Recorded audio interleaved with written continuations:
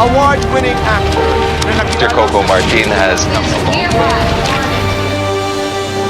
Nagsimula bilang indie prince sa mga makabuluhang pelikula na nagpakita ng kanyang husay at tapang sa pag-arte. Kilala sa pagbibigay buhay sa mga mapanghamong karakter na tumatak sa indie cinema. Umangat bilang primetime king ng telebisyon sa pamamagitan ng mga seryeng minahal ng sambayanan. Bituin ng isa sa pinakamahabang teleserye sa kasaysayan ng Pilipinas. Leading man ng mga pelikulang nag-uumapaw sa takilya. Gusto ko talaga, pag lumabas ang tao sa siyan, ang sasabihin nila sulit. Versatile actor na kayang magdala ng aksyon. Drama. Alam ko nasaktan kita. At romance.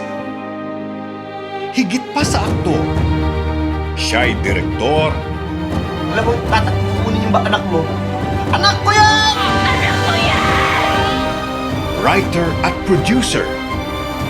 Lumikha ng #1 action drama series sa bansa na patuloy na sinusundan ng milyong-milyong manonood.